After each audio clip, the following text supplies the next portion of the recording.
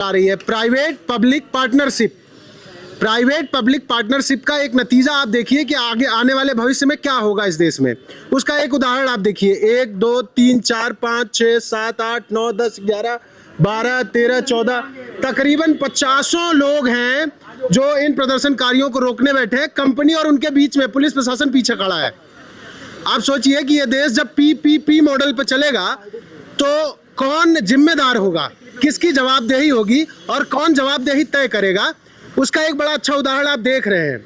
और बड़े विपक्ष के तमाम नेता सरकार पर आरोप लगाते हैं कि अग्निपथ योजना ले आए थे सरकार के लोग और मोदी जी, उसका भी ऐसे ही दुरुपयोग होगा। ऐसे ही लोग निकलेंगे जो प्राइवेट फर्म और जो लोग जिनका शोषण हो रहा होगा, जो आपके सामने बैठे हैं, उनके बीच में बैठेंगे। पुलिस प्रशासन को किनारे कर दिया जाएगा।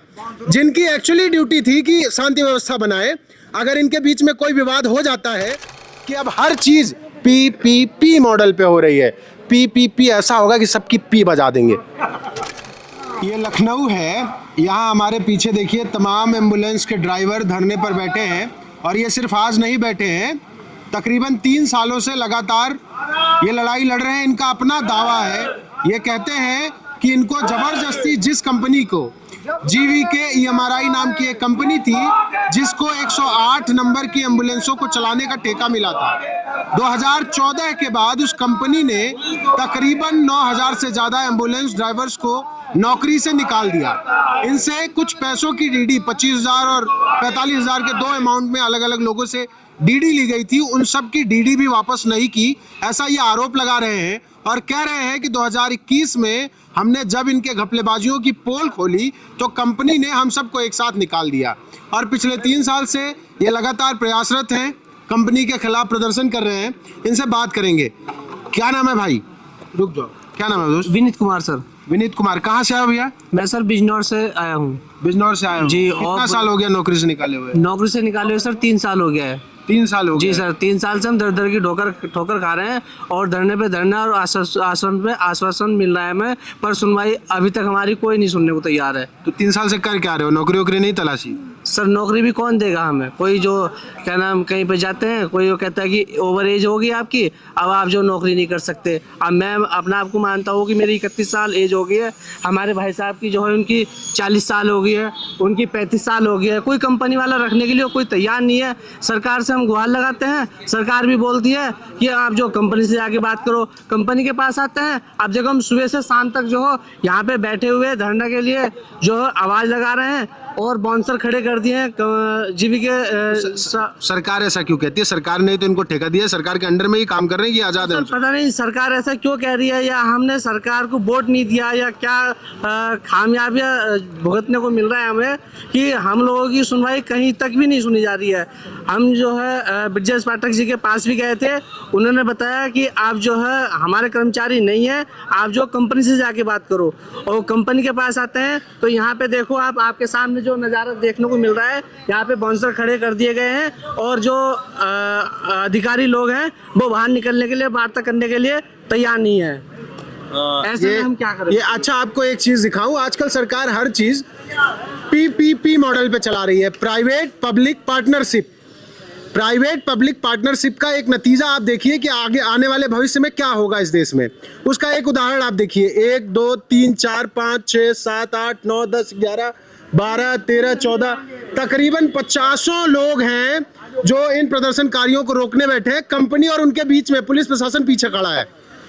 आप सोचिए कि ये देश जब पीपीपी मॉडल पर चलेगा तो कौन जिम्मेदार होगा, किसकी जवाबदेही होगी और कौन जवाबदेही तय करेगा, उसका एक बड़ा अच्छा उदाहरण आप देख रहे हैं।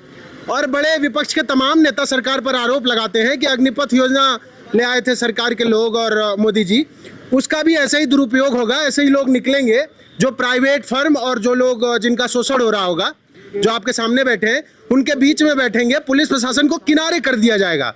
जिनकी एक्चुअली ड्यूटी थी कि शांति व्यवस्था बनाए, अगर इनके बीच में कोई विवाद हो जाता है, कोई स्थिति बिगड़ जाती है, तो क्या ब्रजेश पाठक जी जिम्मेदार होंगे? क्या मुख्यमंत्री जी जिम्मेदार होंगे? या वो तब भी यही कहेंगे कि ये एक प्राइवेट कंपनी और उसके कर्मचारियों के बीच का मामला है, हम किनारे खड़े होकर देखेंगे? थोड़ा और समझते हैं। क्या नाम है? अरे रुके रहो भाई, तुम क्यों आए हो फिर? क्या नाम है तुम्हारा? पांडे। हाँ, अनूप पांडे नाम है। पांडे जी, क्या हुआ है? हम लोग 2015 में इसमें नौकरी ज्वाइन किए थे और उसके बाद 2021 तक काम किए। उस दौरान कोरोना था, उसमें हम लोग भी बढ़ चढ़ कर हिस्सा लिए थे। उत्तर प्रदेश की जनता की सेवा किए थे। यह भ्रष्ट कंपनी के खिलाफ हम लोगों ने आवाज़ उठाई थी 2021 में, क्योंकि इसी प्रकार का शोषण था। जैसे आज बाउंसर लगाए गए हैं, वैसे हम लोगों पर फर्जी केस का दबाव होता था। दबाव ऐसा होता था, इनको पर केस के हिसाब से सरकार पैसे देती है।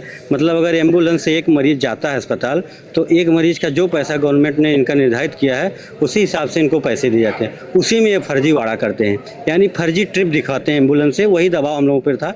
हम लोगों ने इसकी आवाज़ उठाई तो हमें बर्खास्त कर दिया गया।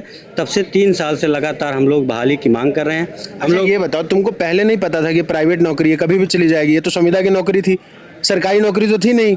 तो संविदा की नौकरी है, जब कॉन्ट्रैक्ट खत्म होगा तो निकालेंगे ही। कॉन्ट्रैक्ट नहीं खत्म हुआ, आना बिना किसी सूचना के ड्यूटी के दौरान बर्खास्त कर दिया गया। तो बिना नोटिस के जिम्मे निकाला? आप तो कह रहे थे कि नोटिस आया है। नहीं, कोई नोटिस नहीं मिला। रात में व्हाट्सएप आता है, सुबह निकाल दिए जाते हैं। इस तरीके से बर्खास्ती की हुई है। भरपाई के लिए निकालते रहते हैं, भर्ती करते हैं, लेते हैं। क्या कह रहे हो, क्या कह रहे हो? इधर चलो। हाँ, 45,000 की डीडी लेते हैं, हाँ। 25,000 की पायलट से लेते हैं। तो वो भरपाई वही करते हैं कि हमें यहाँ से यूपी से धन उगाया जा रहा है। धन उगाई हो रही है यहाँ पे। अच्छा, कोरोना काल में आप लोग ड्यूटी पे थे कि नहीं थे? फ्रंट लाइन पे ड्यूटी पे थे। कितनी तनख्वाह थी तब आपकी? तब भी वही 12,000। 12,000 रुपये। हाँ।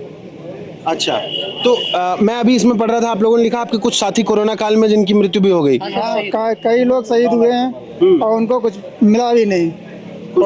कुछ नहीं मिला। ठीक है, क्या नाम है भाई आपका? सर, मेरा नाम नीतीश कुमार है। मैं एम्बुलेंस संगठन का प्रदेश महामंत्री हूँ। मेरे इस कंपनी के पूरे कंपनी से, सीवी के, एमआरआई की पूरी संस्था से, प्रशासन से सवाल हैं। आप 2 मिनट हमें देंगे तो हम आप सवाल करेंगे। हाँ, पूछिए पूछिए। मैं इस कंपनी से पूछना चाहता हूँ कि इधर देख के पूछो। हर 2-3 साल में इनकी कंपनी का नाम चेंज कर दिया जाता है। क्यों चेंज कर दिया जाता है? क्योंकि कंपनी के सीनियर कर्मचारियों को जीएसटी ना देनी पड़े, इसलिए। 2012 से लेकर 2024 तक इन्होंने कितने कर्मचारियों को बर्खास्त किया, ये रिकॉर्ड दे सकते हैं क्या? कितने कर्मचारियों से इन्होंने डीडी डिमांड ड्राफ्ट लिया, क्या इन्होंने वापस किया कि नहीं किया?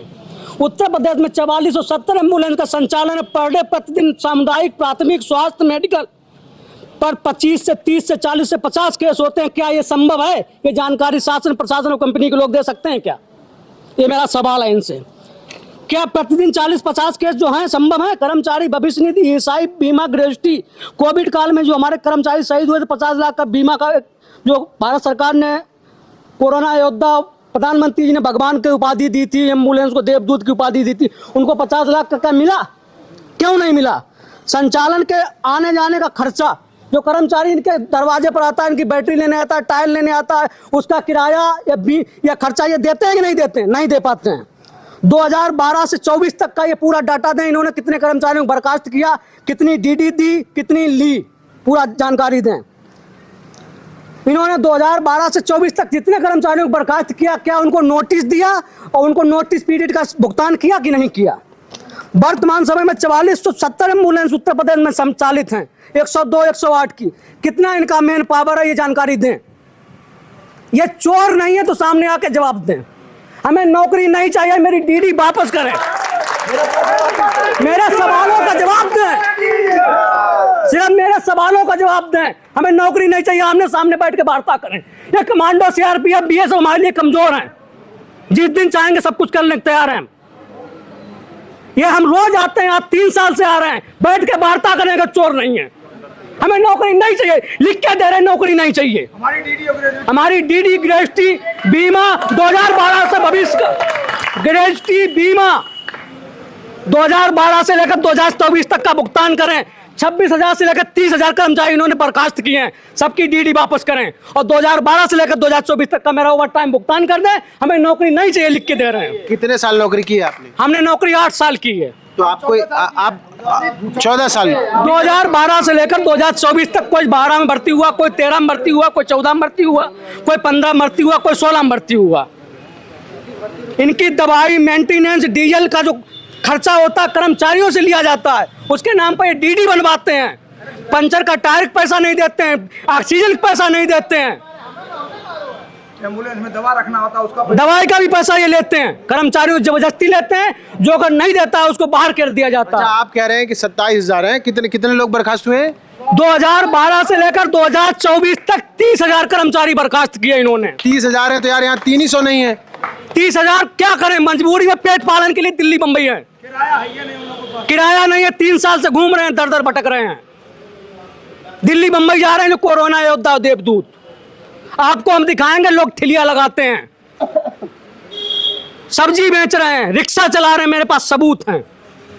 तो ठेलिया पे चलाना तो कोई छोटा काम तो नहीं। अरे भाई रोजी रोटी के लिए आपने कहा कि कर्मचारी यहाँ उपलब्ध क्यों नहीं है, तो मजबूरी में रोजी रोटी कर रहे हैं। हाँ? रोजी रोटी के लिए कुछ भी करेगा कर्मचारी, 3 साल से बाहर हैं। क्या करोगे, मान लो ये तो सुनेंगे नहीं तुम्हारी, 3 साल हो गए ऐसे, 30 साल गुजर जाएंगे, फिर क्या करो, कुछ काम धंधा नहीं हम करो। जब तक हैं, सांस है संगठन में, इससे पहले भी हमारे कर्मचारी आते रहे, कल भी आएंगे, आगे बढ़ेंगे, बहुत सारी संख्या होगी, हम ये लड़ाई आर पार लड़ेंगे। फोन ना छुटाए ले बाबू। तो क्या नाम बताया था अपना? नीतीश कुमार। ये नीतीश कुमार जी हैं और ये धीरे धीरे पिछले 3 सालों में लड़ते लड़ते हमको लग रहा है पक्के नेता हो गए हैं। लेकिन इनकी बातों से एक बात तो साफ पता चल रही है कि इस देश में हर साल मजदूरों के लिए कोई ना कोई बिल आता है, कोई ना कोई नई योजना आती है, सरकार हर बार दावा ठोकती है, संसद में बाकायदा बिल पेश होता है और पास होता है।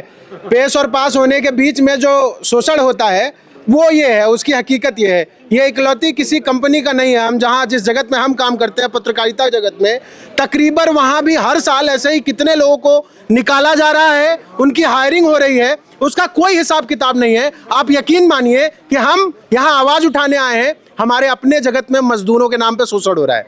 यहाँ सब श्रमिक हैं और सारे श्रमिकों का ऐसे ही शोषण होता है जैसे जीविका इनकी कर रही है, इनका कर रही है, और एक्चुअली उनकी सुनने वाला कोई नहीं है। कोर्ट है, कोर्ट जाइएगा तो वकील साहब हम साथ लाएं, आपको बता देंगे कितना टाइम लगता है। आप खुद गूगल करिए कि कितना समय लगता है न्याय मिलने में। और ये वो लोग हैं जो पीड़ित हैं इस सरकार का ही नहीं, मैं कहता हूँ इस पूरे सिस्टम का जो तरीका है इनको ट्रीट करने का, वो कितना वाहियात है, उसका एक नज़ारा आप देख रहे हैं बस। और आगे कितना और ज़्यादा विभीषक होगा ये, कौन कितना ख़राब हो जाएगा लोगों के लिए, इसका आपको अंदाज़ा भी नहीं है। इसलिए कि अब हर चीज़ PPP मॉडल पे हो रही है। PPP ऐसा होगा कि सबकी पी बजा देंगे।